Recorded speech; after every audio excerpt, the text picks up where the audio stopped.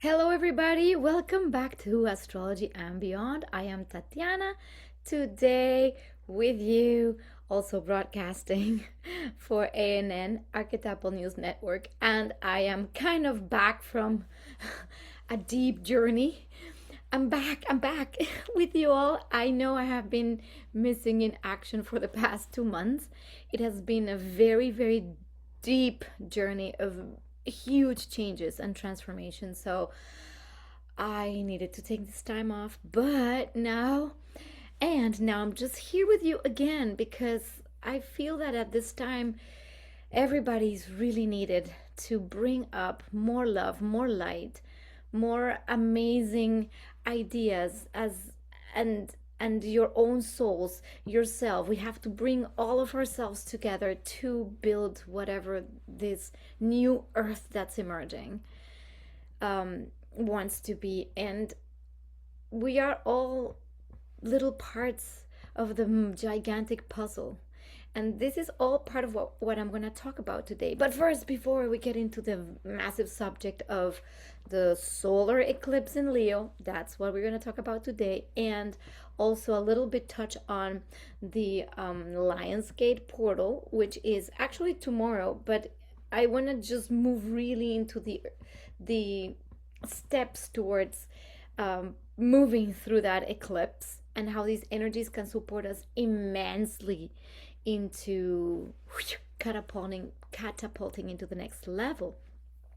So that's what we're going to talk about. But before, please feel free to like, subscribe. This really helps me. Also, when you leave your comments, it helps the algorithm find this channel. And if anything of what I say is helpful to you, then please share it with others, because at this time we really all can need some support, and that is why I'm here. You know that this is why I show up, also to give you my own experiences and stories, so that you understand my journey is like anybody's journey. It's not special or different, or I'm not more than anybody. It's just that each of us has a journey that when we share it and when we share it with each other, we uplift each other, and then we get ideas. This is exactly what this solar eclipse is about. It's about this weaving this Aquarian fabric with our unique gifts. And that's why I'm here for you today with my gift to you. So thank you for making this more available to others. Okay, let's move on. And then, of course, in the link down below, there's all my offerings, readings. If you need definitely some guidance very specifically for you, I'm here for you. That's why I'm here. All right, move on with the amazing passion of my comeback. Let's get into our um what is this? Okay, let's get into sharing our screen. I got distracted there for a second. Okay, now tan tan tan. This is what we're going to be looking at. Am I sharing the screen? It seems to be sharing. Okay, now it's sharing. Whew. Okay, so today's video is about Lionsgate and the solar eclipse in Leo. It's a total solar eclipse, which is pretty amazing. Now let's get into the chart and what this all will mean to us. But first, before getting into the total solar eclipse, I want to backtrack a tiny bit within our month of July that I totally skipped, and I was going through my own transformation through the month of July. And July, if you please can tell me what happened to you in July, like I will definitely want to hear that, because I think the amazing, crazy astrology from July that I missed guiding you through, but I'm sure you got more intel from amazing other channels, was really intense. And this is something that I definitely want to touch on in case you have not heard it, or you're still not very clear, or you want my perspective on it. There is some major aspects in the sky that happened or aligned perfectly in at the end of July on the 22nd. We call this the basket configuration, and I mean, not the term per se, but there was this French astrologer called what's his name, André Barbeau, from born 1921, died 2019. I'm looking here at my little notes. So he was mostly developing mundane astrology and looking at planetary cycles and their correlation with major historical and cultural points. And so he was a mundane astrologer, and he pointed out this like basket configuration. And you'll see, well, right here is an upside down basket, but you can see the basket is formed by the we have the small sextile from Uranus to Neptune, and then the sextile of Neptune to Pluto. Then that creates a trine to Uranus, which is this little triangle that we have been referencing a lot. But at this particular date, it was exact at 4 degrees of Gemini, Aries, and Aquarius. And the rest of the basket, as you can see, is the other side. So Uranus was sextiling Jupiter, and that kind of completes this basket. And then Jupiter in turn trines Neptune. So these planets are all in relationship, and Jupiter opposes Pluto.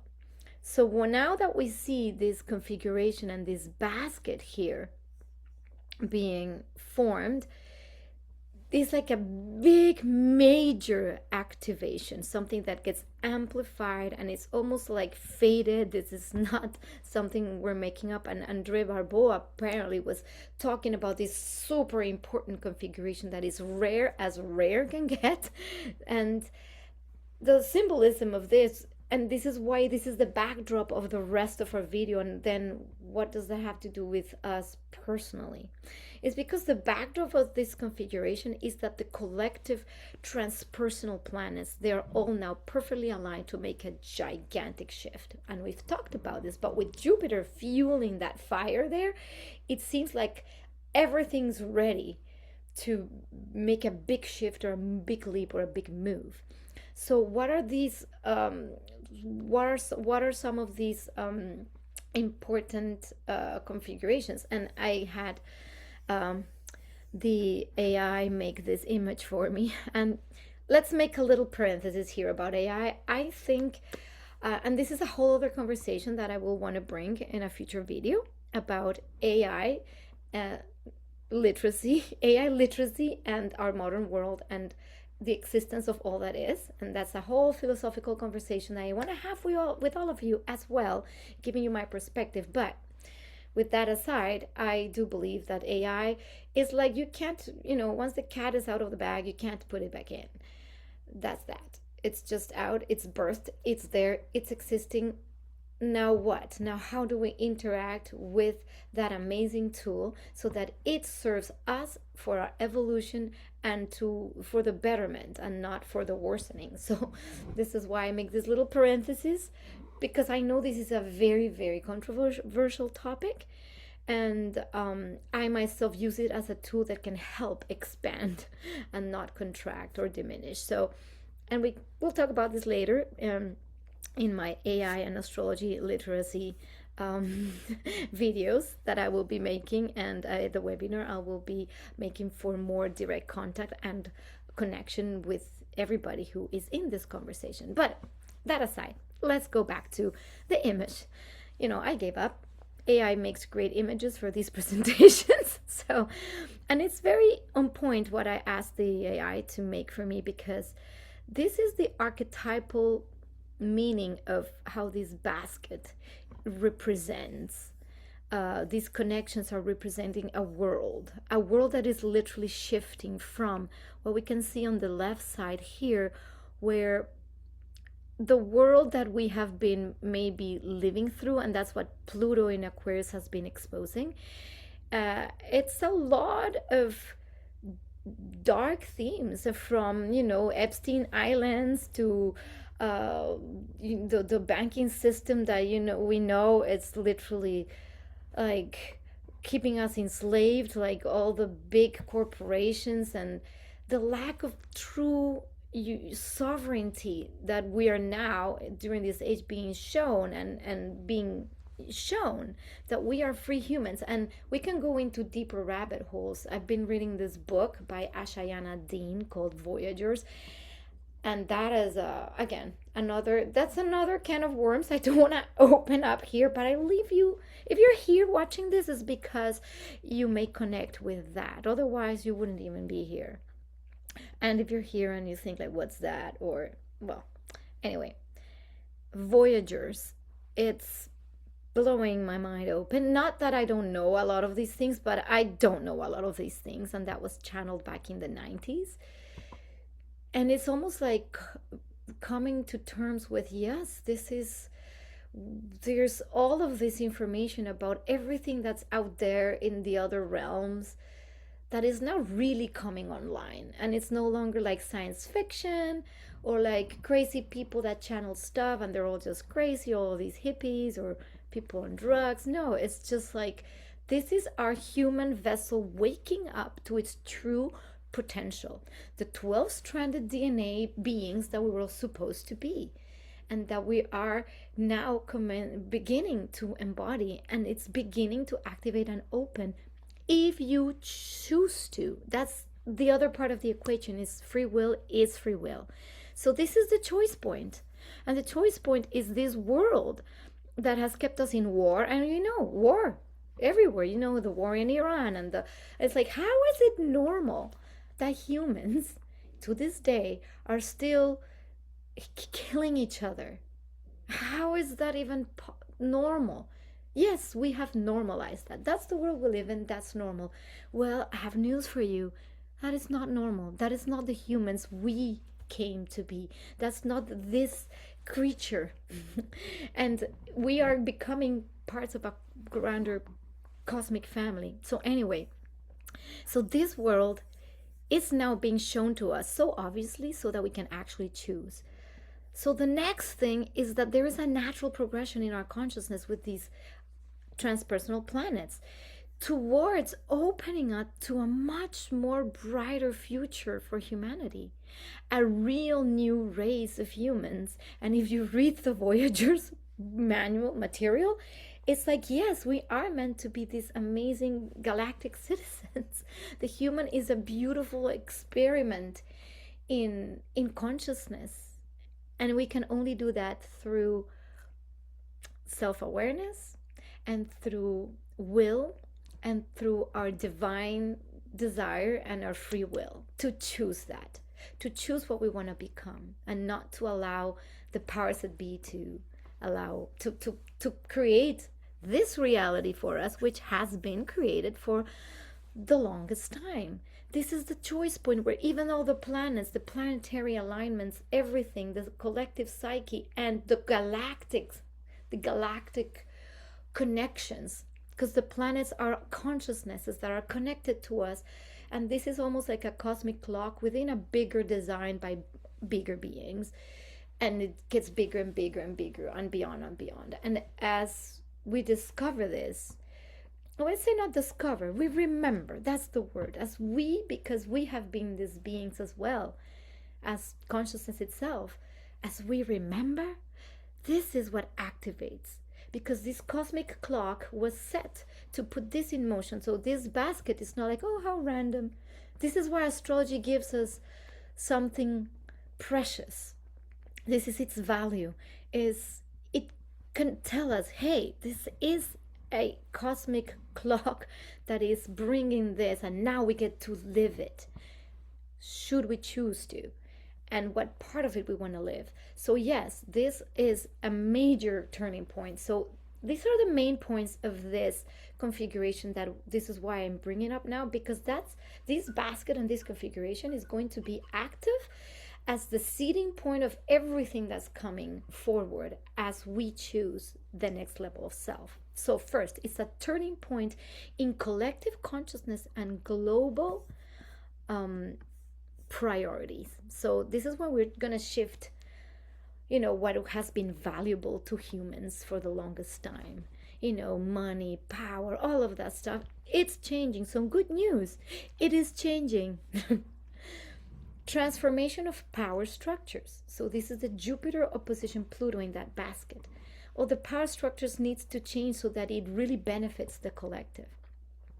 So tensions between individual leadership and collective systems. And this is where the human that has agency and sovereignty begins waking up and saying, wait a minute, all of that power above me, where does it even come from? And this is when we're going to be discovering more and more and more that it's not just the governments. Yeah, that starts there. It's all levels beyond that. The governments, what's behind that, extraterrestrial, and so on and so forth. It's no secret anymore that the whole UAP, UFOs, extraterrestrial, now it's everywhere, and it will keep becoming more and more obvious and open information for everyone to see. And this I had said like maybe a year ago or a year and a half, like when Pluto moved into Aquarius. The first time it touched Aquarius, I did a video, and that was a couple years ago, where it's like, yeah, the whole ET thing is gonna just be out in the open. And guess what? Even with Disclosure Day, the movie, right? It's like, oh, how random, that movie just happened to show up, and it's talking about these things. And I'm just saying a movie, but it's everything. Donald Trump disclosing, making more disclosures. There's on YouTube, there's all kinds of talks, and it just goes on and on and on. And then lots of YouTube channels that interview people that have been abducted by aliens. And yes, before it's like, oh, these people are all wackos, he's crazy, let's cover all this up. Today this is starting to become, okay, this is actually real and it's normal, and it's not just a bunch of wackos. It's like more and more people coming out of that closet, speaking publicly. And this is part of Pluto in Aquarius function, is to let us see what has been ruling our worlds, and not only in our physical realities, but in other dimensions. Yes, I know, sounds crazy, but if you're here on this channel, you understand this. Okay? So, second thing is the rapid technological and communication breakthroughs, and this is the Uranus in Gemini. It's that, this is why when I say the cat's out of the bag with AI, it's because it's out of the bag. It's not going backwards, and it's not that we can stop it and pretend it's not there and go, I'm not going to use this. It's accepting that these things are part of our existence.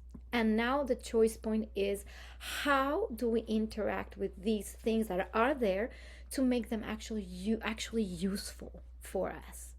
Because it's just going to accelerate. And from AI to how AI can help, with the actual biology of the human, or how it can create solutions for environmental issues, and so on and so forth. There's so many people working with AI in really good ways. And of course, Pluto in Aquarius will show how nefarious also that could be.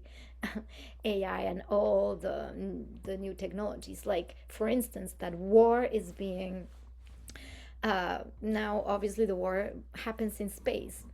And I was watching a video by Johnny Harris, which is phenomenal. I really like certain creators on YouTube, and I'm not just endorsing them for any particular reason, other than I think there's a lot of things that are amazing that are done by people who are actually investigating, the new journalism, right? And in this video, he calls it the war machine, and explains the whole history of how war really happens, and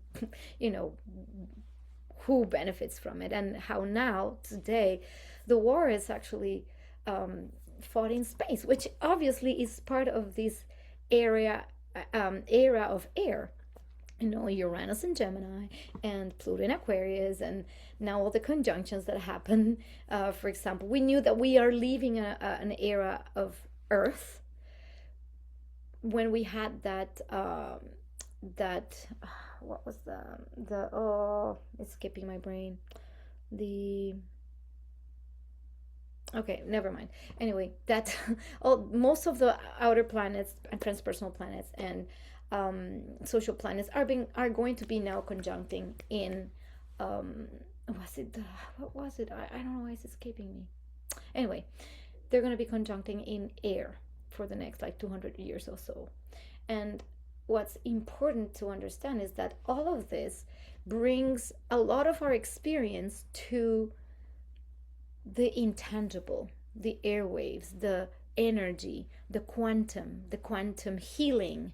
Uh, all of that is what's coming online for real, right? It is happening. I mean, if it's not happened to you, it certainly is happening to me. And this is where I'm going to tell you some stories about me.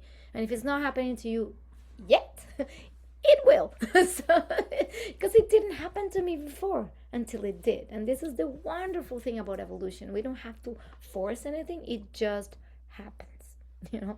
So, the era of air and how wars are being fought in space now with drones and telecommunication systems, and it's about bringing down communication. So it's no longer about attacking with physical people killing each other. Is about attacking economies and, you know, bringing a country down to its knees through the mechanism of control through through the economy and through actual resources. And this is the next layer of what we're healing here, which is the Chiron in Taurus.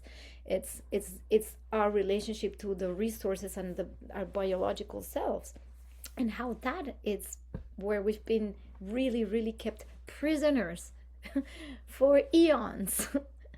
You know, it's how do we survive in this physical body, and we're kept, you know.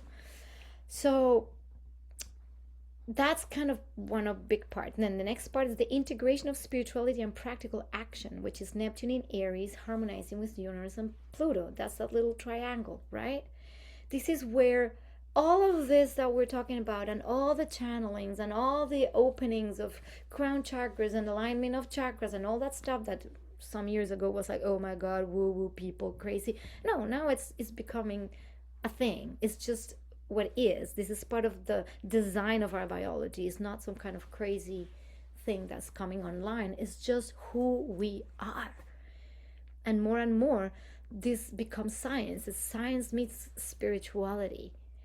And it's no longer spirituality, something religious out there that belongs to someone that knows the truth, that is the only one that can speak to God. And this is why these institutions, religious institutions, are also crumbling and shifting and morphing, because people are waking up. That's just what it is. To, oh, wait a minute, I have God inside myself, and I am it, and I am part of all the creators, so I can create. Wait a minute, right?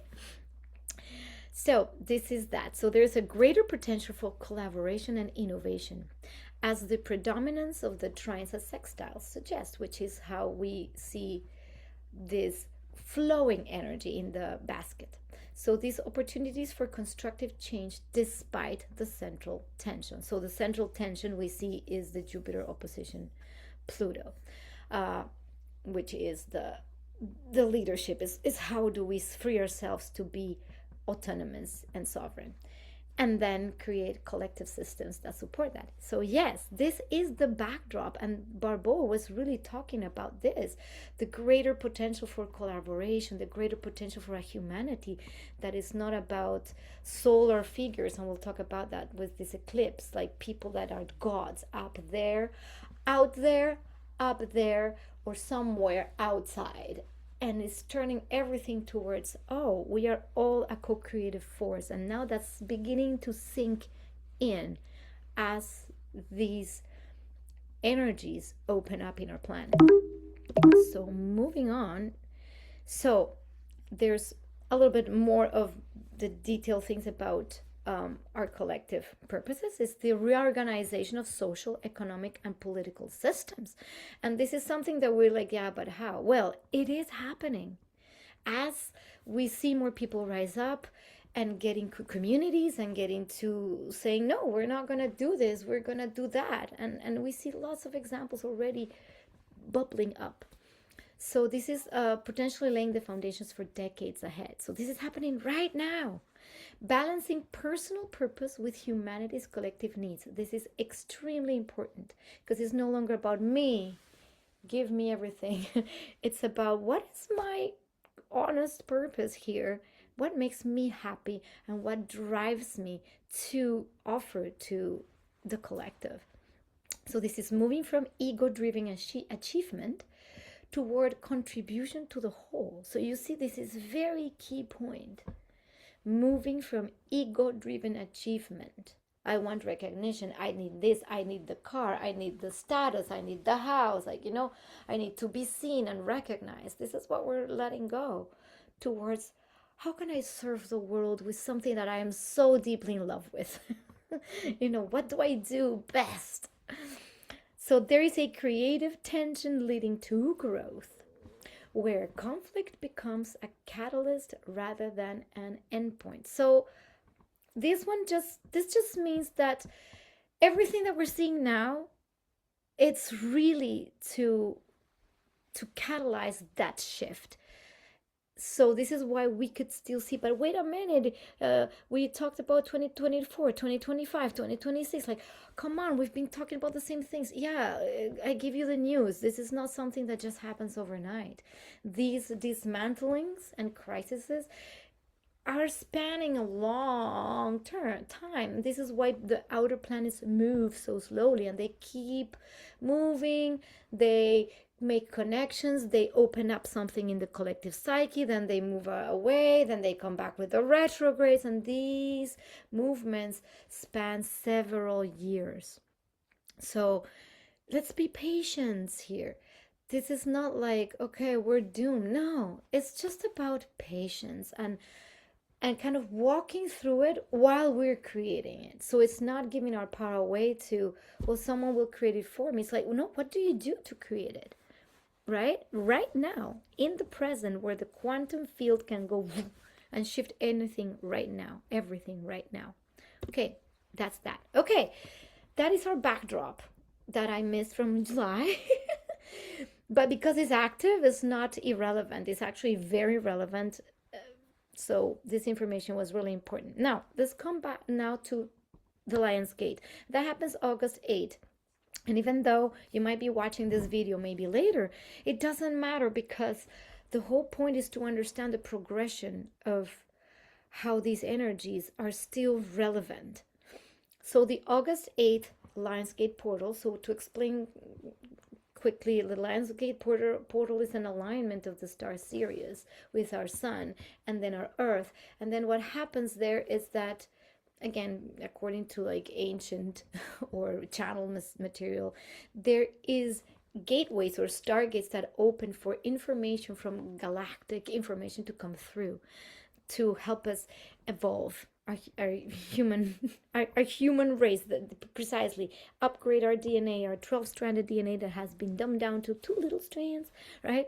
And every time there's a Lionsgate on the same day, it's like movements up, more evolution, more evolution, more evolution. So when it opens up, then we see what is the particular astrology of this day. And this is where I'm going to go in the pièce de résistance of our talk, because this speaks absolutely 100% directly to me and to what I experienced in the past few days. And this is why I want to share this with you, because this could be also part of your configuration on how you're serving the planet. So this, and I'm going to just talk about, I could talk about the whole thing here, but I'm going to talk more about the eclipse configuration. But here I want to focus on Venus. So Venus at 1 degree of Libra, August 8th, that is tomorrow, which is already in activity. And I'll share what happened to me today. Venus, it's in an opposition with Neptune, and in conjunct or quincunx with Chiron. So I'm going to stop here because this is what I'm going to talk about. And yes, Venus is also slowly making its perfection to Uranus, to a trine with Uranus and a trine with Pluto. So guess what? The immense amount of transformation that Venus is receiving from this basket, because what's happening is that Venus will move through the degrees that Jupiter already opened up. And now Venus is going to be part of this basket. So it's going to be the basket of Venus now, right? And how this will bring a lot of healing to the feminine. And with the feminine, I don't mean women, I mean the feminine energy or archetype in the planet. And this is how this happens. So the feminine archetype. So the emerging feminine is moving from pleasing, the one that was always like this, to authentic relating. So it's now we're healing the people pleaser thing, which is part of Venus in Libra, which is in its element. It's like we need to be pleasing people in order to be loved and accepted, to a way of being more authentic and saying, this is what I need, this is what I require, this is what it's important to me, this is what I value. This is self-love. And self-love is rippled shared love. No, we're moving from beauty as validation, let's put makeup on to be so pretty and perfect, and let's see if they love me, if they choose me. I want to be chosen if I'm prettier, if I get the latest cosmetics or the latest, I don't know, surgeries or the latest this or that, and the nicest clothes and, the TikTok. And then we do all this. Please love me, please love me. But now that's changing. That's what's healing. And it could be women or men, because this touches on everybody, is that level of like vanity that has been sold to us for ages, that the only way to be loved is to just sell yourself physically, and now beauty is radiance. So the divine feminine moves in through the body to be expressed as an energy that just radiates outwardly. And the energy of the feminine, we know, is receptive, soft, gentle, yet powerful. Because the archetype of the feminine is not just what we think as girly. No, there is also Lilith, the feminine that says no. There's the mother, the mother, the lion mother, or the bear, mama bear. But there's also the nurturing mother, or the Mother Mary archetype. So the archetype of the feminine is a plethora of expressions of the feminine, which is in essence the container, is the bowl, is the womb, is the mother, the quintessential container of all that is receptive, that sits and waits. Its power lies in the attraction. That's Venus. Mars goes for it, penetrates. Venus attracts. It's not passive. It's not like this. It's attractive. And that's what we're healing. The beauty as radiance is like a flower that suddenly opens up and its aroma starts filling the air, and then you don't know where the flower is, but the air is like taking you there, and then you smell the flower, and then you see the flower, and you're like, oh, wow, right?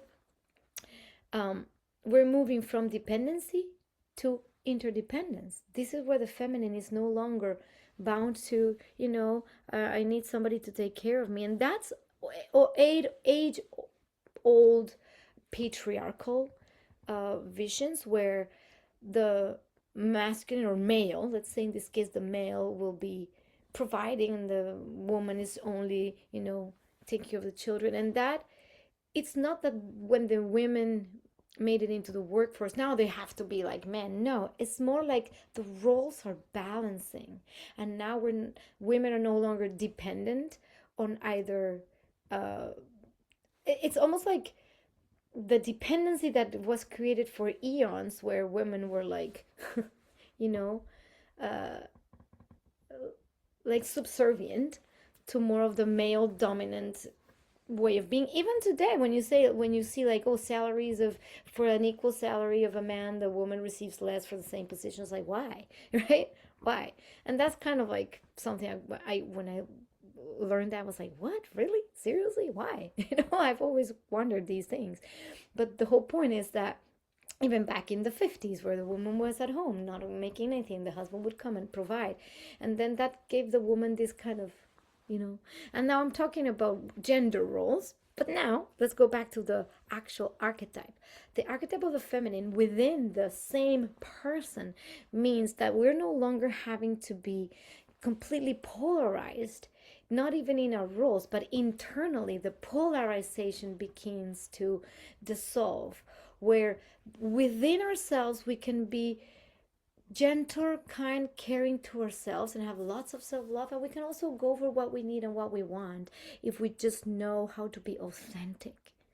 And then this is the prophecy. This is kind of like the twin flame prophecy, which is not about a man and women coming together to do this. It's more about the internal energies coming into balance. So this is where the interdependence is not only an interdependence of the energetics within, then that translates to the interdependence of our system. So now with our partners, each one will find what suits them better. So in partnership, we become to be interdependent, and the energy moves like that. And then within collectives, the energy starts moving in interdependency. There's no longer someone up here, the masculine saying you, and the feminine bowing the head. It is from self-sacrifice to sacred reciprocity. This is the exact same thing, you know. Women, and I say women because it's mostly the holders of the feminine energy, even though not everybody, we might have all polarities kind of switched. But a lot of the feminine has been always self-sacrificial. I'll do everything for you, and I'll, you know, and then I'll take care of this and that and that and that and that, and I'll never take care of myself because I don't matter. Everything and everybody matters. The real feminine knows to first care for themselves, to first give themselves the time they need to process things, to take care of what's important, to take care of their bodies. And I have learned this the hard way, so I shall keep moving on. From rescuing to witnessing.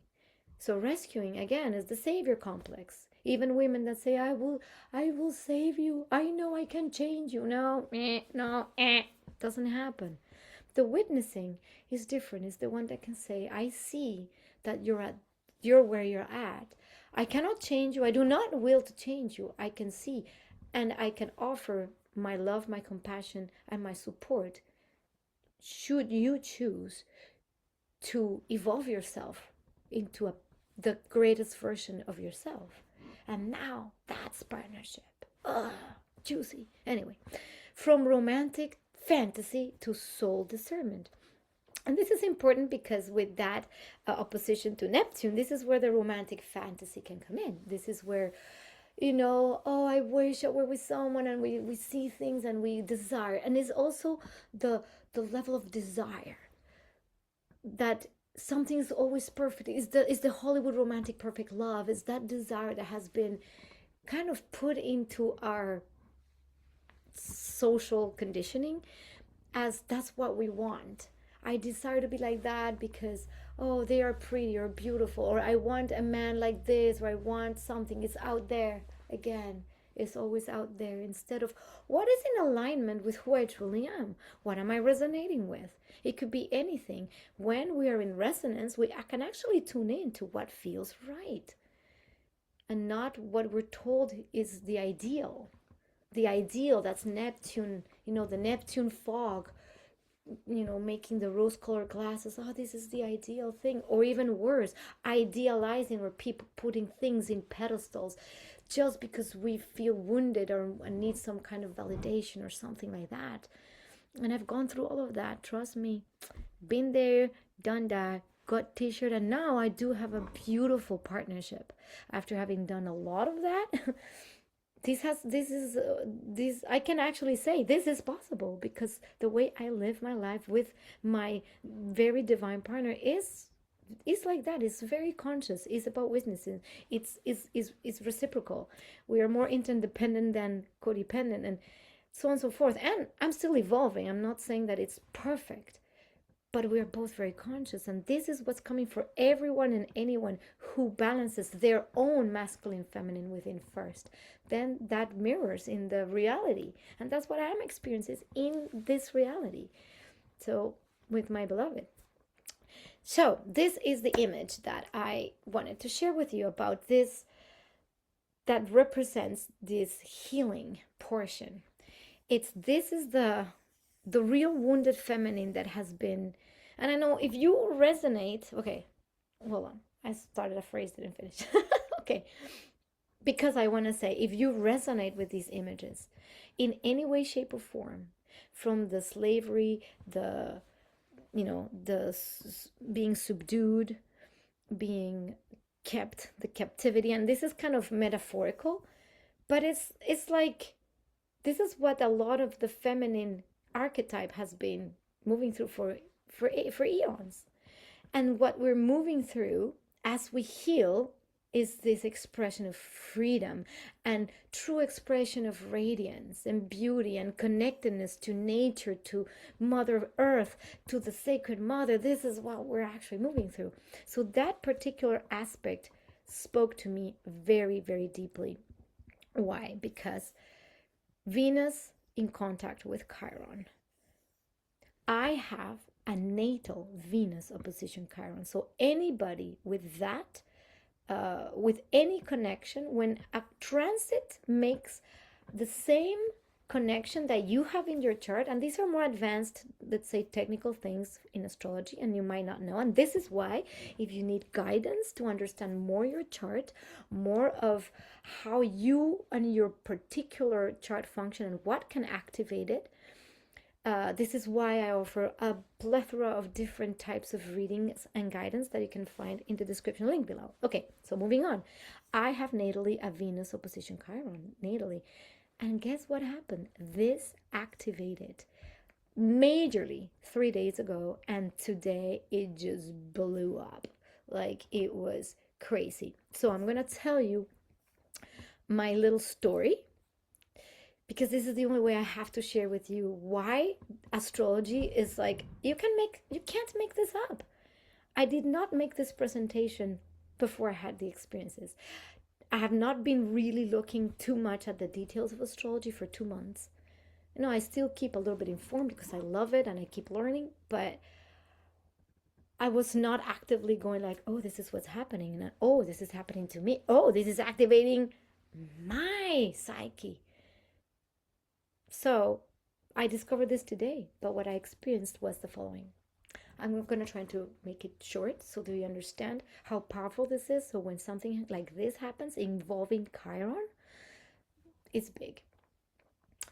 So I got rear-ended on Tuesday. And it's kind of one of those things that it's kind of meant to happen. And so, well, it's just a car, whatever. We can think this is material things. The car gets busted, rear-ended, whatever. Obviously in shock, shaken, all of the above. My left side, my muscles got really tense on the left side, the feminine. So I was like, I have all this tension. The neck, if I moved my neck like this, I'm still beginning the first stages of recovery. I'm still a little bit hurt when I do this on the left side. And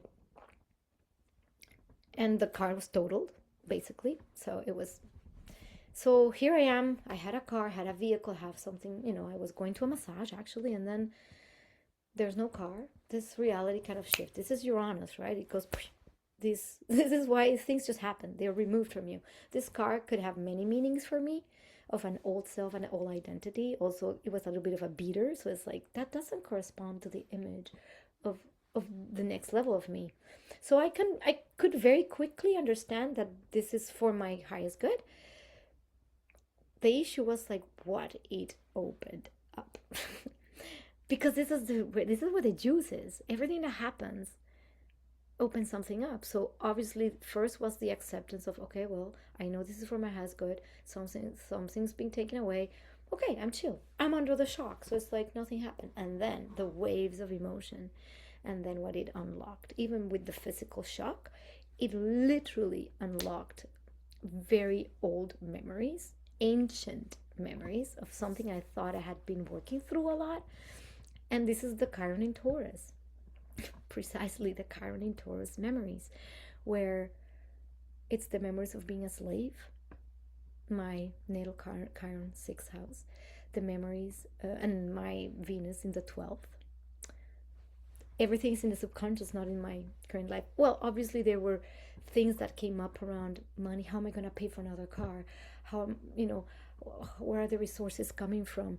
I'm not good enough. Nobody wants what I have to offer. Like all of these things, those stories, they all came up all at once. All the Venus in Taurus, the Venus Chiron in Taurus stories of not being worthy, of not being valuable, of being somehow enslaved. This is the slavery of the feminine. And in a larger archetypes, the enslavement by our financial systems.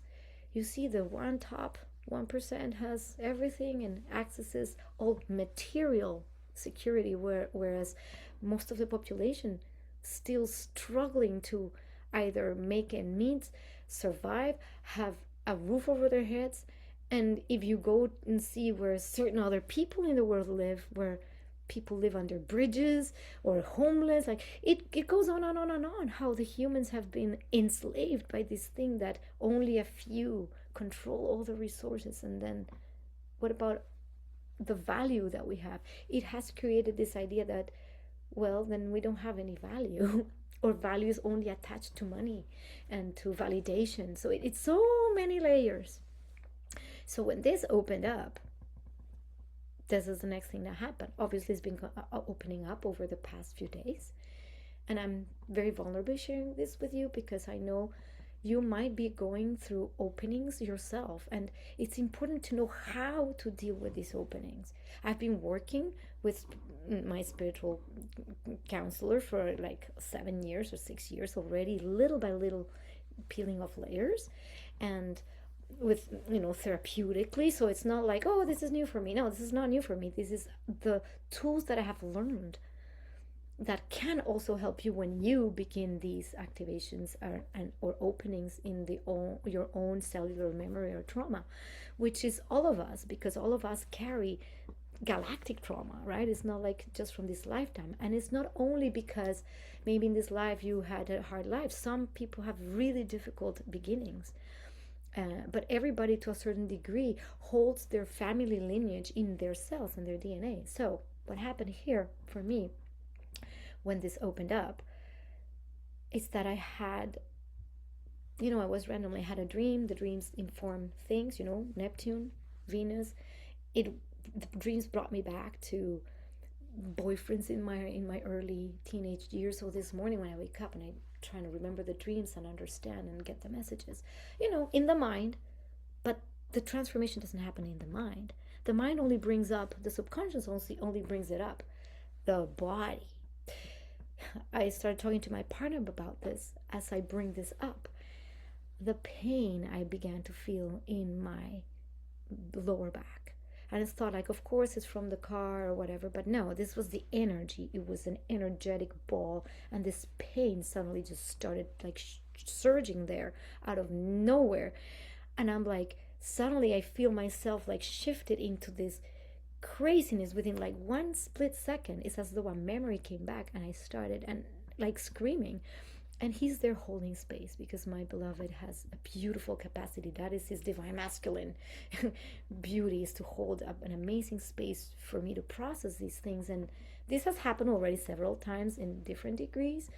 But this is the first time I shared it because it's kind of very personal. But when this started happening and I started screaming and then shifting into almost like a memory, because all memories or all time is simultaneous in the now, is my consciousness shifted to the memory where I had in a previous lifetime that I had been working on for several years to move layers, where my legs had been cut because I was a slave in a harem.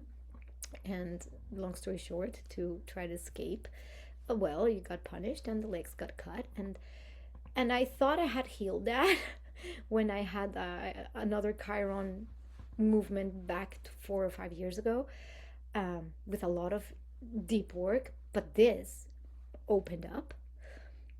And then suddenly I find myself screaming on the ground in the living room, please don't take my legs, don't take my like, please. And I was screaming as though it was just happening right then and there. So obviously this is just randomly happens before breakfast, right? And it's like, well, what do you do when these things open up?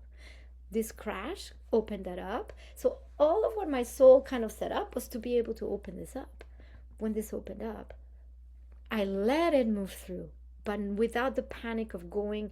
Of course, I was in it, but I know now that it's important to have our other part of self, which is the conscious today self that parents those memories, to consciously release them and let them go and not keep re-traumatizing. So I kind of did my self-talk. My partner has beautiful healing hands, and I could feel this energy literally moving.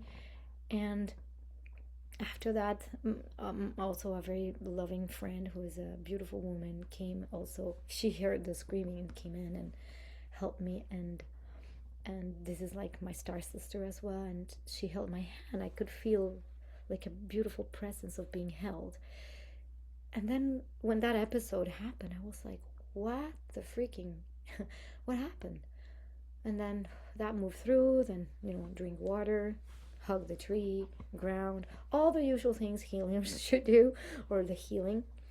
And then poof, this opening, this feeling of peace, all the anxiety about all the things that were coming through kind of dissolved, for now at least. But the reason I'm telling you this story is because you cannot make these things up. Astrology just gives you the entry point, but you gotta navigate it, right? And this is part of the things that I am beginning to help you with. If you happen to have anything happen to you that you don't know necessarily how to handle, and then how to move through something, well, then you can hit me up. So that's what I wanted to share about this vulnerable story. If you have made it so far in this video, this is because it was meant for you to see this.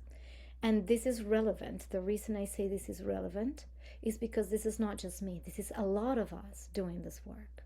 And then this, and then I, okay, let's go back to the images. Then I put a picture of, this is actually me. This is not AI. This is nothing. This is a picture. I mean, you wouldn't believe this. I went on vacation 2 weeks ago, and I had amazing openings as well, and amazing expansions. And I was literally also channeling, I don't want to give too much of that out, but it's a lot of language and channeling and opening, and it's like, oh my gosh, this is all really happening.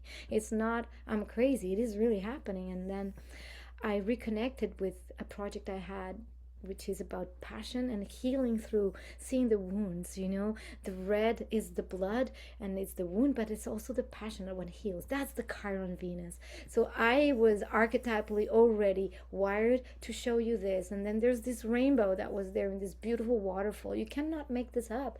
This is an archetypal Venus opposition Neptune. You see the water, and then Chiron, the release, and then the Uranus, the rainbow, like where it opens up. So it's like everything is archetypally beautiful when we are willing to see how these archetypes interplay with our own lives and how we participate in these archetypes. And like I say, I was not in tune at all into the astrology for the longest time. So this is like, oh, okay. So I wanted to share this image with you because now this is the offering that this archetype gives us. Now, moving on, because if you made it this far, thank you so much, because this is for you and you have something bigger to do. Now, because this is being a little bit of a long video, what I'm going to do at this time is pause here and bring this into a part 2, which will be the solar eclipse per se, because these Venus aspects that we were that I was discussing, and this story that I shared, is really important to understand why now we are healing those aspects. so that when the eclipse comes, a lot of this can propel us to the next level by having released. Because the thing with healing is when we don't move through it, and this is why I share the experience of being in literally that state. When we don't move through it, it keeps stuck. And where is it stuck? In the body. And then you wonder why your body has issues, aches, pains, situations, illnesses. It's because it's always trying to heal us. The body speaks to us and it says, pay attention to me. I'm talking to you, and you're ignoring me by being out there and trying to figure it out or popping pills or whatever. Where it's simple, the body is just saying, please listen to me and go look, where did that originate, right?